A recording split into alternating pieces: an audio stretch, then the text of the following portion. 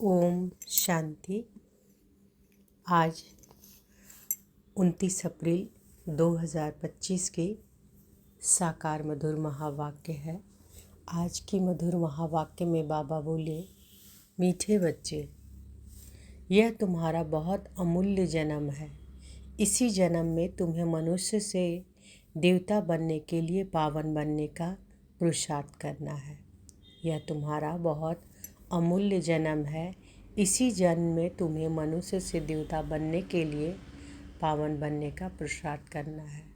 प्रश्न है, ईश्वरीय संतान कहलाने वाले बच्चों की मुख्य धारणा क्या होगी? ईश्वरीय संतान कहलाने वाले बच्चों की मुख्य धारणा क्या होगी? उत्तर है, वह आपस में बहुत बहुत छीरखंड होकर रहेंगे, कभी लून पानी नहीं होंगे। जो देह अभिमानी मनुष्य हैं वह उल्टा सुल्टा बोलते, लड़ते झगड़ते हैं। तुम बच्चों में वह आदत नहीं हो सकती। यहाँ तुम्हें दैवी गुण धारण करने हैं, कर्मातीत अवस्था को पाना है। ईश्वरीय संतान कहलाने वाले बच्चों की मुख्य धारणा क्या होगी? वह आपस में बहुत बहुत छीरखंड होकर रहेंगे, कभी लून पानी नहीं होंगे। जो देह अभिमानी मनुष्य हैं वह उल्टा सुल्टा बोलते, लड़ते झगड़ते हैं। तुम बच्चों में वह आदत नहीं हो सकती।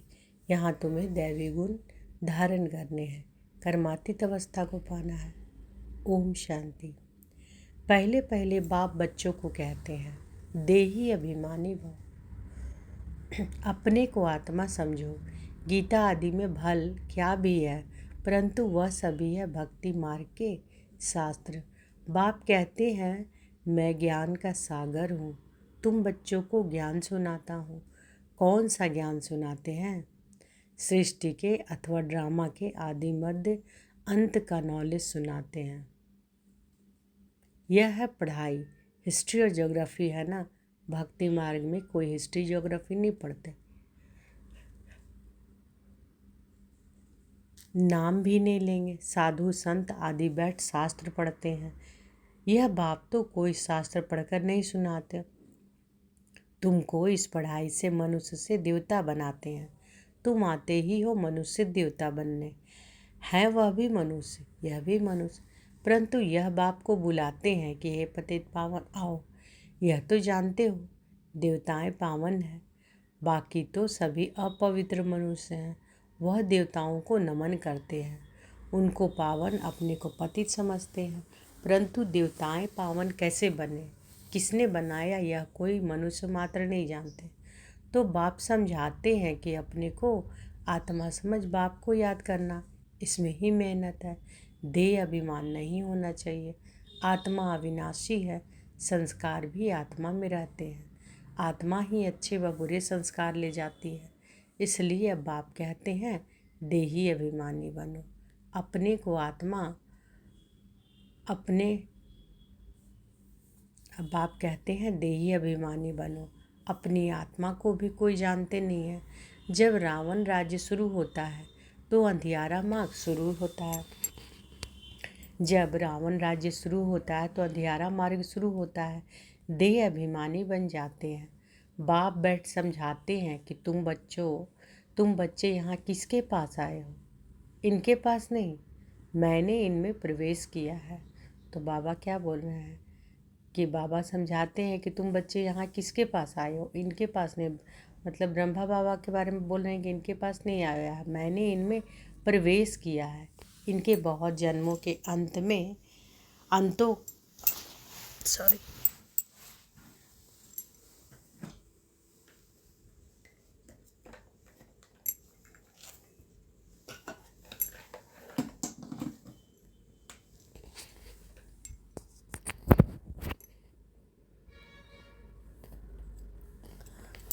बाप बैठ समझाते हैं कि तुम बच्चे यहाँ किसके पास आए हो? इनके पास नहीं, मैंने इनमें प्रवेश किया है। इनके बहुत जन्मों के अंत का यह पतित जन्म है। बहुत जन्म कौन से, वह भी बताया। आधा कल्प है पवित्र जन्म, आधा कल्प है पतित जन्म। तो यह भी पतित हो गया। ब्रह्मा अपने को देवता व ईश्वर नहीं कहता, मनुष्य समझते हैं कि प्रजापिता ब्रह्मा देवता था, तब कहते हैं ब्रह्मा देवताय नमः। बाप समझाते हैं कि ब्रह्मा जो पतित था, बहुत जन्मों के अंत में वह फिर पावन बन देवता बनते हैं। तुम हो बीके, तुम भी ब्राह्मण, यह ब्रह्मा भी ब्राह्मण। इनको देवता कौन कहता है? ब्रह्मा को ब्राह्मण कहा जाता है, ना कि देवता। यह जब पवित्र बनते हैं तो भी ब्रह्मा को देवता नहीं कहेंगे। जब तक विष्णु लक्ष्मी नारायण ना बने तब तक देवता नहीं कहेंगे।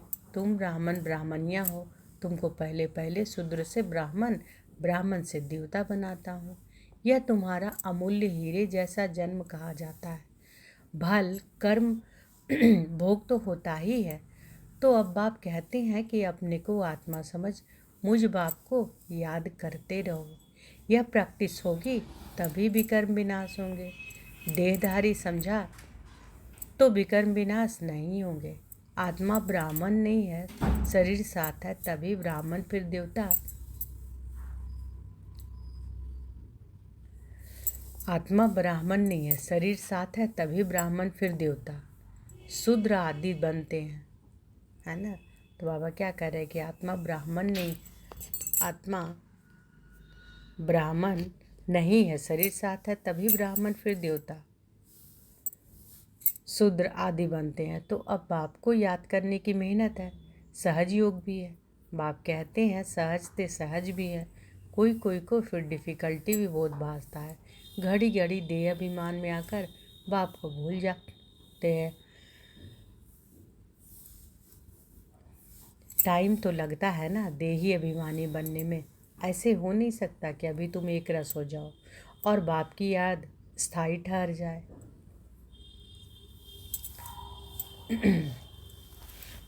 तो बाबा क्या कह रहे हैं कि ऐसे बाबा क्या बोल रहे हैं कि कोई कोई फिर डिफ़िकल्ट कि अब बाप को याद करने की मेहनत है। सहज योग भी है। बाप कहते हैं सहज ते सहज भी है। कोई कोई को फिर डिफ़िकल्ट भी बहुत भासता है। घड़ी घड़ी देह अभिमान में आकर बाप को भूल जाते हैं। टाइम तो लगता है ना देही अभिमानी बनने में। ऐसे हो नहीं सकता कि अभी तुम एक रस हो जाओ और बाप की याद अस्थायी ठहर जाए। नहीं, कर्मातीत अवस्था को पा ले फिर तो शरीर भी रह ना सके। पवित्र आत्मा हल्की हो एकदम शरीर को छोड़ दे। पवित्र आत्मा हल्की हो एकदम शरीर को छोड़ दे। पवित्र आत्मा के साथ अपवित्र शरीर रह नहीं सके। ऐसे नहीं कि यह दादा कोई पार पहुंच गया है। यह भी कहते हैं कि याद की बड़ी मेहनत है। देह अभिमान में आने से उल्टा सुल्टा बोलना, लड़ना झगड़ना आदि चलता है। हम सब आत्माएं भाई भाई हैं, फिर आत्मा को कुछ नहीं होगा। देह अभिमान से ही रोला हुआ है। अब तुम बच्चों को देही अभिमानी बनना है। जैसे देवताएं छिरखंड है, तुम्हें भी आपस में बहुत छिरखंड होकर चलना है। तुम्हें कभी लून पानी नहीं होना है।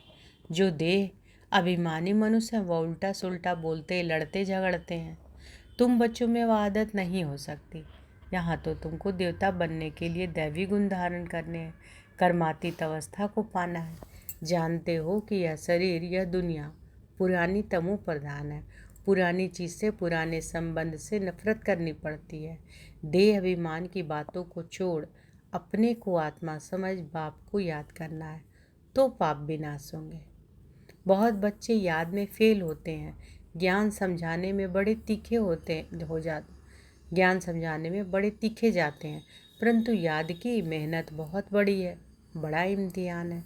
आधा कल्प के पुराने भक्त ही समझ सकते हैं। भक्ति में जो पीछे आए हैं वह इतना समझ नहीं सकेंगे। बाप इस शरीर में आकर कहते हैं कि मैं हर 5000 वर्ष बाद आता हूँ। मेरा ड्रामा में पार्ट है और मैं एक ही बार आता हूँ। यह वही संगम युग है। लड़ाई भी सामने खड़ी है। यह ड्रामा है ही 5000 वर्ष का। कलयुग की आयु अभी 40,000 वर्ष और हो तो पता नहीं क्या हो जाए। वह तो कहते हैं कि भगवान भी आ जाए तो भी हम शास्त्रों की राह नहीं छोड़ेंगे। यह भी पता नहीं कि 40,000 वर्ष बाद कौन सा भगवान आएगा। कोई समझते कृष्ण भगवान आएगा। थोड़ा ही आगे चल तुम्हारा नाम बाला होगा, परंतु यह अवस्था होनी चाहिए। आपस में बहुत बहुत प्रेम होना चाहिए। तुम ईश्वरीय संतान हो ना, तुम खुदाई खिदमतगार गाए हुए हो। कहते हो कि हम बाबा के मददगार हैं पतित भारत को पावन बनाने। बाबा कल्प कल्प हम आत्म अभिमानी बन आपकी श्रीमत पर योग बल से अपने विकर्म विनाश करते हैं। योग बल है साइलेंस बल। साइलेंस बल और साइंस बल में रात दिन का फर्क है। आगे चलकर तुमको बहुत साक्षात्कार होते रहेंगे। शुरू में कितने बच्चों ने साक्षात्कार किए, पाठ बजाए, आज वह है नहीं, माया खा गई। योग में ना रहने से माया खा जाती है। जबकि बच्चे जानते हैं कि भगवान हमको पढ़ाते हैं तो फिर कायदे सिर पढ़ना चाहिए, नहीं तो बहुत बहुत कम पद पाएंगे, सजाएं भी बहुत खाएंगे। गाते भी हैं ना, जन्म जन्मांतर का पापी हूँ। वहाँ सतयुग में रावण का राज्य ही नहीं तो विकार का नाम भी कैसे हो सकता है। वहाँ सतयुग में रावण का राज्य ही नहीं तो विकार का नाम भी कैसे हो सकता है। वह है ही संपूर्ण निर्विकारी राज्य। वह राम राज्य है, यह है रावण राज्य। इस समय सब तमो प्रधान है। हर एक बच्चे को अपनी स्थिति की जांच करनी चाहिए कि हम बाप की याद में कितना समय रह सकते हैं, दैवी गुण कहाँ तक धारण किए हैं। मुख्य बात अंदर देखना है कि हमारे में कोई अवगुण तो नहीं है। हमारा खान पान कैसा है, सारे दिन में कोई फालतू बात व झूठ तो नहीं बोलते। शरीर निर्वाह अर्थ भी झूठ आदि बोलना पड़ता है ना। फिर मनुष्य धर्मायु निकालते हैं तो पाप हल्का हो जाए। तो पूरा दिन में क्या चेक करना है, बाबा क्या बोल रहे हैं। हर एक बच्चे अपनी स्थिति की जांच करनी है कि हम बाप की याद में कितना समय रह सकते हैं, दैवी गुण कहाँ तक धारण किए हैं। मुख्य बात अंदर देखना है कि हमारे में कोई अवगुण तो नहीं है, तो चेक करना है कि हमारे में कुछ अवगुण तो नहीं है।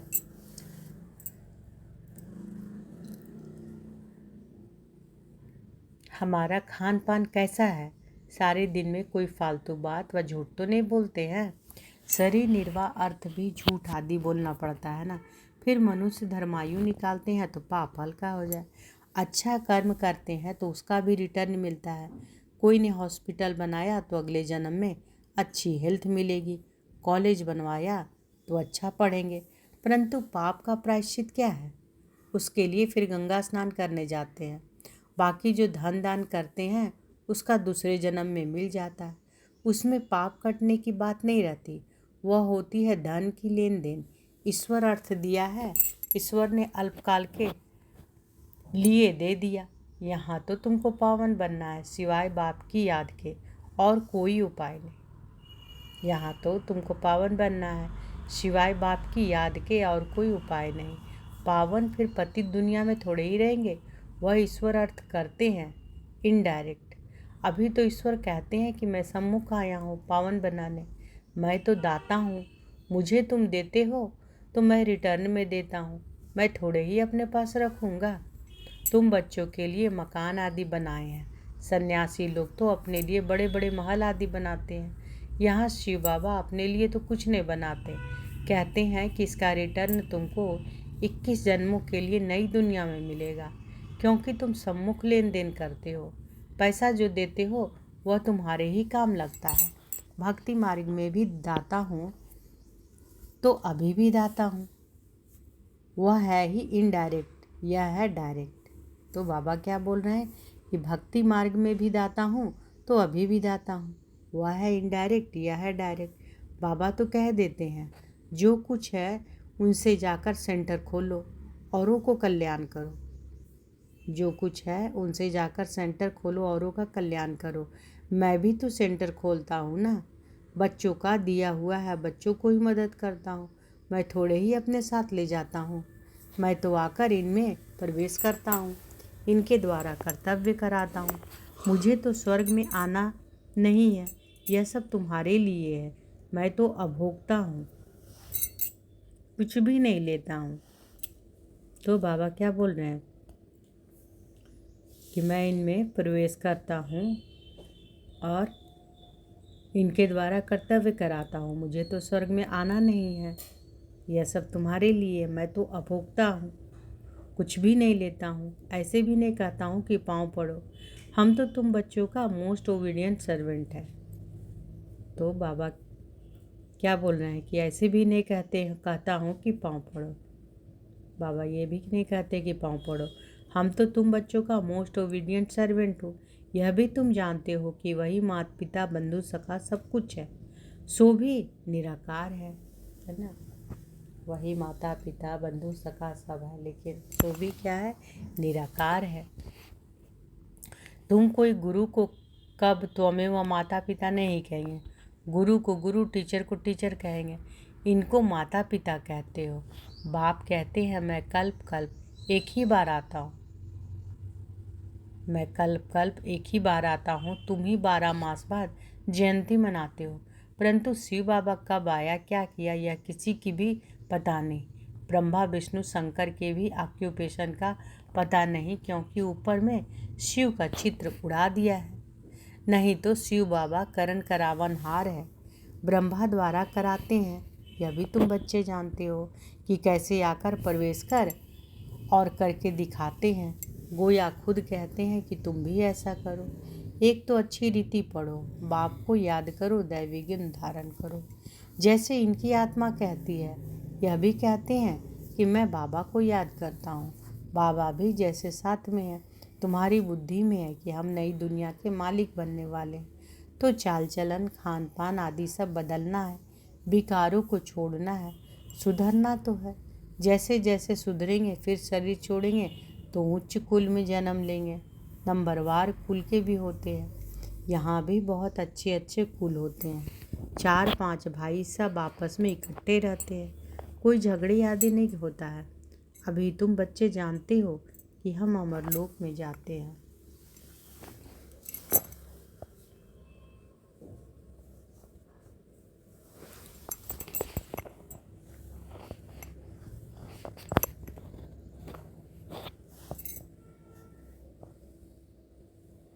तो बाबा क्या बोल रहे हैं कि यहाँ भी बहुत बच्चे अच्छे अच्छे कुल होते हैं। 4-5 भाई सब आपस में इकट्ठे रहते हैं, कोई झगड़ा आदि नहीं होता है। अभी तुम बच्चे जानते हो कि हम अमरलोक में जाते हैं, जहाँ काल नहीं खाता। डर की कोई बात नहीं है। यहाँ तो दिन प्रतिदिन डर बढ़ता जाएगा, बाहर निकल नहीं सकेंगे।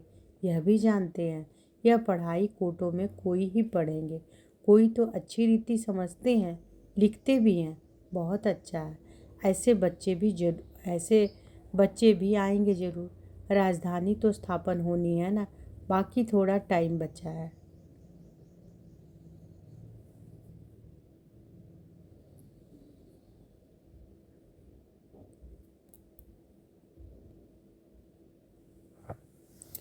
तो बाबा क्या बोल रहे हैं कि शिव बाबा क्या है, करण करावनहार है, ब्रह्मा द्वारा कराते हैं। यह भी तुम बच्चे जानते हो कि कैसे आकर प्रवेश करके कर और करके दिखाते हैं। गोया खुद भी कहते हैं कि तुम भी ऐसे करो। एक तो अच्छी रीति पढ़ो, बाप को याद करो, दैवी गुण धारण करो। तो बाबा क्या कहते हैं कि तुम भी ऐसे करो। एक तो अच्छी रीति पढ़ो, बाप को याद करो, दैवी गुण धारण करो, जैसे इनकी आत्मा कहती है। यह भी कहते हैं कि मैं बाबा को याद करता हूँ। बाबा भी जैसे साथ में है, तुम्हारी बुद्धि में है, हम दुनिया के मालिक बनने वाले हैं। तो चाल चलन खान पान आदि सब बदलना है, विकारों को छोड़ना है, सुधरना तो है। जैसे जैसे सुधरेंगे फिर शरीर छोड़ेंगे तो उच्च कुल में जन्म लेंगे। नंबरवार कुल भी होते हैं, यहाँ भी बहुत अच्छे अच्छे कुल होते हैं। 4-5 भाई सब आपस में इकट्ठे रहते हैं, कोई झगड़ा आदि नहीं होता है। अभी तुम बच्चे जानते हो कि हम अमरलोक में जाते हैं, जहाँ काल नहीं खाता है। डर की कोई बात नहीं। यहाँ तो दिन प्रतिदिन डर बढ़ता जाएगा, बाहर निकल नहीं सकेंगे। यह भी जानते हैं यह पढ़ाई कोटों में कोई ही पढ़ेंगे, कोई तो अच्छी रीति समझते हैं, लिखते भी हैं, बहुत अच्छा। ऐसे बच्चे भी आएंगे ज़रूर। राजधानी तो स्थापन होनी है ना, बाकी थोड़ा टाइम बचा है। मुरली में कभी कभी मैं 2 बार पढ़ देती हूँ कि ताकि ध्यान से सब समझें कि बाबा क्या बोल रहे हैं। बाप उन पुरुषार्थी बच्चों की बहुत बहुत महिमा करते हैं जो याद की यात्रा में तीखी दौड़ी लगाने वाले हैं। मुख्य है याद की बात, इससे पुराने हिसाब किताब चुकतू होते हैं। कोई कोई बच्चे बाबा को लिखते हैं कि बाबा हम इतने घंटे रोज़ याद करता हूँ, तो बाबा भी समझते हैं कि यह बहुत पुरुषार्थी है। पुरुषार्थ तो करना है ना, इसलिए बाप कहते हैं कि आपस में कभी भी लड़ना झगड़ना नहीं चाहिए। यह तो जानवरों का काम है, लड़ना झगड़ना। यह है देह अभिमान, बाप का नाम बदनाम कर देंगे। बाप के लिए ही कहा जाता है सतयुग का निंदक ठौर न पाए। साधुओं ने अपने लिए कह दिया है तो माताएं उनसे बहुत डरती है कि कोई श्राप न मिल जाए। अभी तुम जानते हो कि हम मनुष्य से देवता बन रहे हैं, सच्ची सच्ची अमर कथा सुन रहे हैं। कहते हो कि हम इस पाठशाला में आते हैं श्री लक्ष्मी नारायण का पद पाने लिए, और कहाँ ऐसे कहते नहीं। अभी हम आते हैं अपने घर, इसमें याद का पुरुषार्थ ही मुख्य है। आधा कल्प याद नहीं किया है, अब एक ही जन्म में याद करना है। यह है मेहनत, याद करना है, दैवी गुण धारण करना है। कोई पाप कर्म किया तो 100 गुना दंड पड़ जाएगा। पुरुषार्थ करना है, अपनी उन्नति करनी है। आत्मा ही शरीर द्वारा पढ़कर बैरिस्टर व सर्जन आदि बनती है ना। यह लक्ष्मी नारायण पद तो बहुत ऊंचा है ना, आगे चल तुमको साक्षात्कार बहुत होंगे। तुम हो सर्वोत्तम ब्राह्मण कुलभूषण स्वदर्शन चक्रधारी।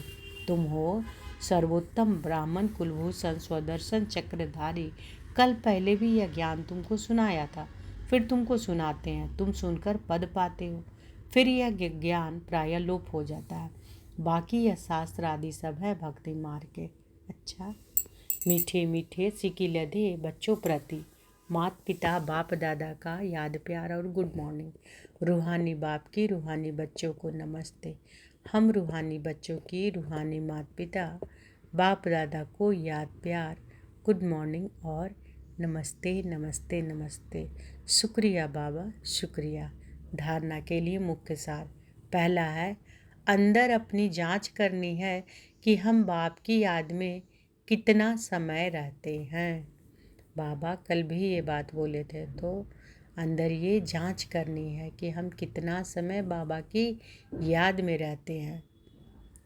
दैवी गुण कहाँ तक धारण किए हैं, हमारे में कोई अवगुण तो नहीं है। तो ये अंदर में देखना है, जांच करना है कि हम बाबा को कितना देर याद करते हैं, और बाबा की याद में हम सब कितने समय में कितना समय रहते हैं। दैवी गुण कहाँ तक धारण किए हैं, हमारे में कोई अवगुण तो नहीं है। हमारा खान पान चाल चलन रॉयल है, फालतू बातें तो नहीं करते, झूठ तो नहीं बोलते हैं। तो ये सारा चेकिंग करनी है। पूरा दिन आज पूरा दिन ध्यान देंगे, है ना, कि हम बाबा को कितना याद करते हैं, कितना समय बाबा की याद में रहते हैं। फालतू बात तो नहीं करते हैं, हमारा खान पान चाल चलन रॉयल है, ये देखना है। झूठ तो नहीं बोलते हैं, दैव गुण कहाँ तक धारण किए हैं, तो ये सब देखना है। दूसरा, याद का चार्ट बढ़ाने के लिए अभ्यास करना है। अभ्यास क्या करने बाबा कह रहे हैं, हम सब आत्माएं भाई भाई हैं, देह अभिमान से दूर रहना है। याद का चार्ट बढ़ाने के लिए अभ्यास करना है। हम सब आत्माएं भाई भाई हैं, देह अभिमान से दूर रहना, अपनी एक रस स्थिति जमानी है, इसके लिए टाइम देना है।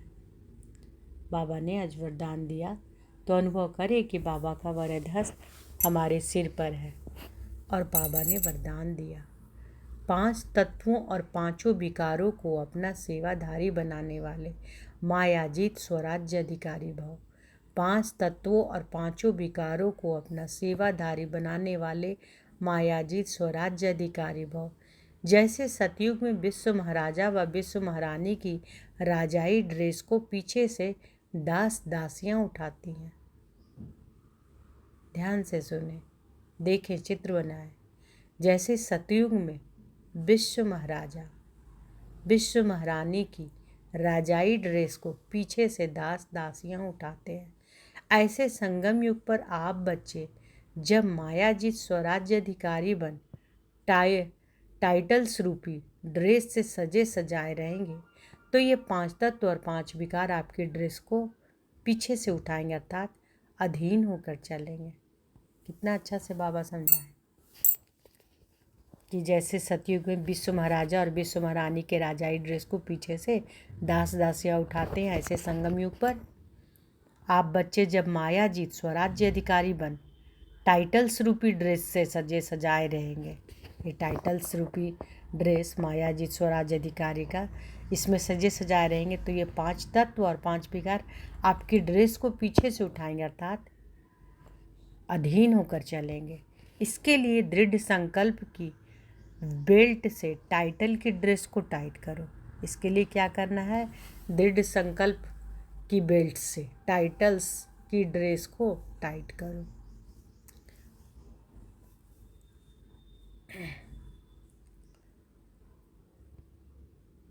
भिन्न भिन्न ड्रेस और श्रृंगार के सेट से सज धज कर बाप के साथ रहो तो 5 विकार व तत्व परिवर्तन हो सहयोगी सेवाधारी हो जाएंगे। भिन्न भिन्न ड्रेस और श्रृंगार के सेट से सज धज कर बाप के साथ रहो तो 5 विकार व तत्व परिवर्तन हो सहयोगी सेवाधारी हो जाएंगे।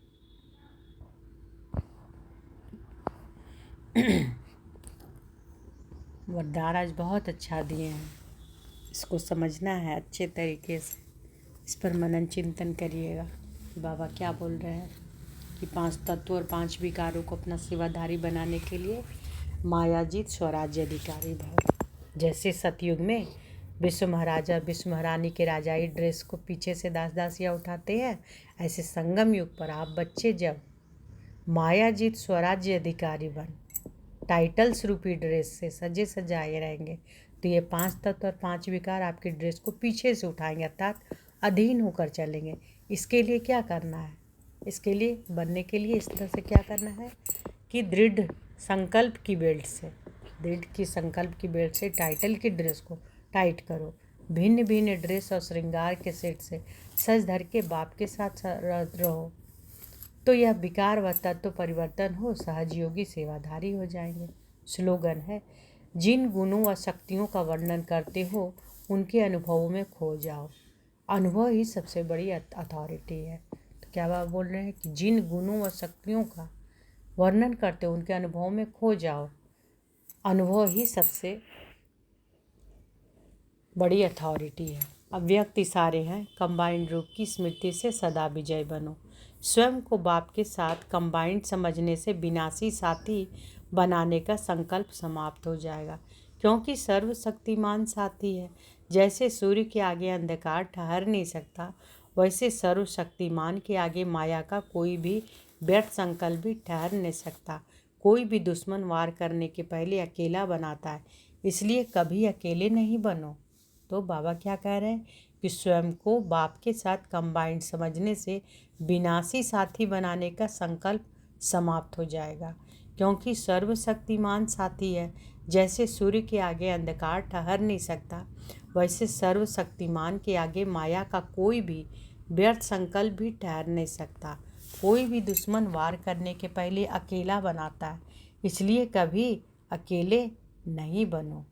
तो आज की मधुर महावाक्य में बाबा क्या बोले? बाबा बोले कि यह तुम्हारा बहुत अमूल्य जन्म है। इसी जन्म में तुम्हें मनुष्य से देवता बनने के लिए पावन बनने का पुरुषार्थ करना है। और बाबा क्या क्या चेकिंग करने बोले हैं आज पूरा दिन में कि बाबा की याद में कितना रहते हैं हम, है ना। और दैवी गुण कहाँ तक धारण किए हैं, हमारे में कोई अवगुण तो नहीं है। खान पान चाल चलन रॉयल है, फालतू बातें तो नहीं करते हैं, झूठ तो नहीं बोलते हैं। तो ये सब बाबा जांच करने बोल रहे हैं। याद का चार्ट बढ़ाने के लिए, अभ्यास करने के लिए बाबा कहते हैं कि हम सब आत्माएं भाई भाई हैं, इसका अभ्यास करना है ना। देह अभिमान से दूर रहना है। अच्छा, शुक्रिया बाबा, शुक्रिया। ओम शांति।